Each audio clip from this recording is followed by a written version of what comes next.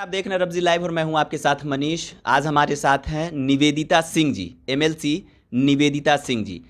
मुख्यमंत्री के द्वारा जो अमर्यादित भाषा का प्रयोग किया गया था सदन में, उनको लेके काफ़ी उग्र रूप दिखा चुकी हैं ये, और काफ़ी विरोध भी इन्होंने किया है इस बात को। मैम, ये जो नीतीश कुमार के द्वारा जो ये भाषा का प्रयोग किया गया था, क्या कहना है उस पर आपका? देखिए, उसको बीते हुए गत 2 दिन हो गए, लेकिन पहले वो विधानसभा में बोले तो ये जानकारी हम लोग को मिल चुकी थी। लेकिन बहुत अच्छे वातावरण में जाति गणना की रिपोर्ट का पे चर्चा और वाद विवाद का हाउस में हम लोग का था दूसरा सत्र। और हमारे वाद विवाद ख़त्म होने के बाद मुख्यमंत्री जी को बोलना था, उनके वक्तव्य था। तो मुख्यमंत्री जी लगभग 10 मिनट बोल चुके थे। उसके बाद बोलते बोलते अचानक वो उसी विषय को रिपीट कर दिए,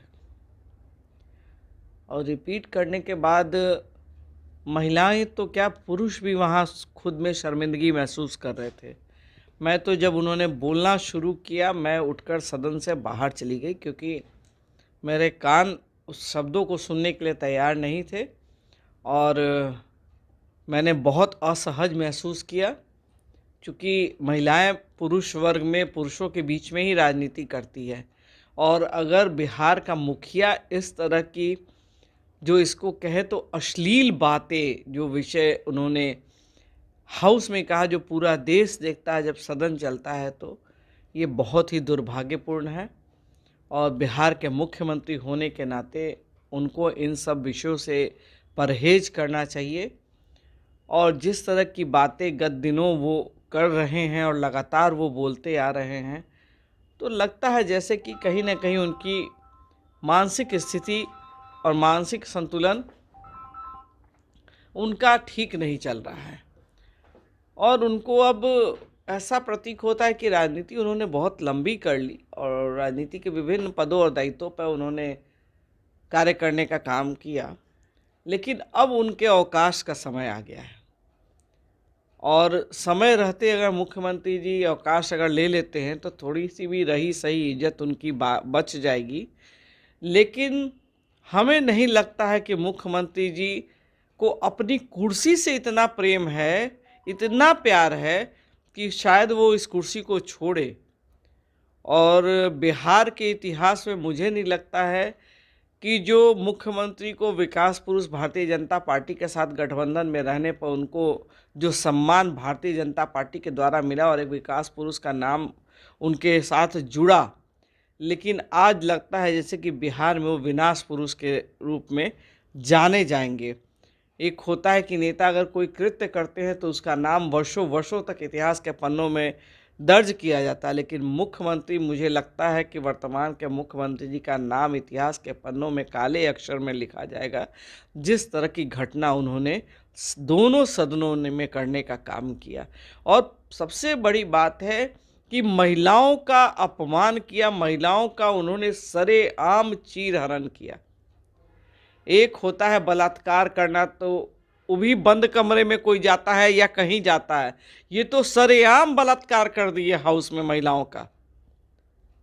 तो ये सब जो बातें हैं वो बहुत अंदर से घुटन महसूस हो रही है आदमी को, और लगता है कि ऐसा मुख्यमंत्री, और ये इनका दिमाग क्या हो गया जो ये ऐसी ऐसी बातें बोलना शुरू कर दिए।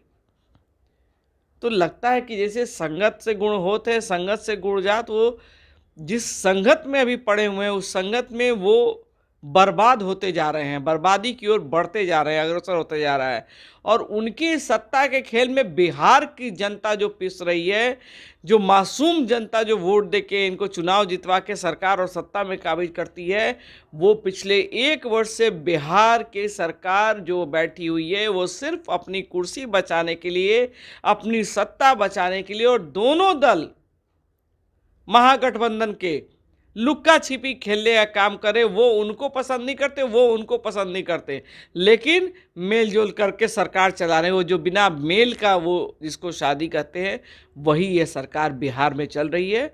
आने वाले भविष्य में बिहार में जब तक नीतीश कुमार रहेंगे, अब कोई भी अनएक्सपेक्टेड बात नहीं है। अब सब एक्सपेक्ट किया जा सकता है कि बिहार का मुख्यमंत्री क्या बोल देंगे, किस वक्त किसको क्या वो बोल देंगे। अभी अभी करंट वाकया अभी विधानसभा का है, 10 मिनट पहले उन्होंने माननीय पूर्व मुख्यमंत्री जीतन राम मांझी को जिस तरह से बेइज्जती की, वो अभी 70 वर्ष के हैं, जीतन राम मांझी 80 वर्ष के हो रहे हैं, बुजुर्ग सबसे सीनियर लीडर हैं, और उनका जिस तरह से उन्होंने अभी अपमानित किया, एक दलित का अपमान किया, और आप अभी जातीय जनगणना की रिपोर्ट को लेकर खड़े थे और उसमें बिल को पास करने की सहमति सारे दल दे रहे थे, और उसके बीच में एक आप दलित को इस तरह से अपमानित कर रहे हैं, तो ये क्या कहा जाएगा। प्रतिदिन आपके बयान से बिहार की जनता, बिहार का समाज, बिहार की महिलाएं, बिहार का दलित, बिहार का पिछड़ा प्रतिदिन अपमानित हो रहा है। अब तो मैं राज्यपाल महोदय, राष्ट्रपति महोदय जी से आग्रह करना चाहूँगी कि बिहार को माननीय मुख्यमंत्री नीतीश जी ने बहुत चला लिया, अब इनको अवकाश दें, इनको छुट्टी दें, ये अब आराम करने का इनके लिए अब समय आ चुका है। बिहार सरकार ने मैम आरक्षण को बढ़ा दिया है, इस पे क्या कहना है आपका? देखिए, हम लोग शुरू से आरक्षण के समर्थन में रहे हैं, चाहे वो बीपी मंडल कमीशन हो, उस समय से हम लोगों ने जो हमारे दीनदयाल उपाध्याय जी की सोच थी, जो अंबेडकर जी की सोच थी, जो पिछड़ा है, अति पिछड़ा समाज है, दलित है, महादलित है, जो समाज में पिछड़े हुए हैं, उनको समाज के मुख्य धारा से जोड़ने का कार्य किया जाए। और हमारी पार्टी ने शुरू से ही समर्थन किया था, और जब पिछले वर्ष हम सरकार में थे तभी इस विषय का निर्णय लिया गया था, जातीय जनगणना के विषय में, कि नहीं ये होनी चाहिए, कौन जाति का कितना क्या है।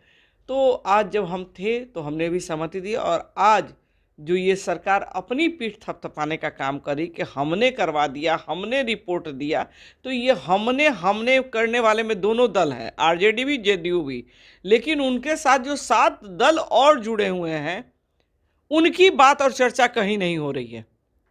जो सारे के सहमति से, सारे के सहयोग से आज ये जातीय गणना का रिपोर्ट इन्होंने बनाया है और तैयार किया है। हाँ, उसमें कुछ त्रुटियां हैं जिसमें संशोधन करने की आवश्यकता है, वो करना चाहिए।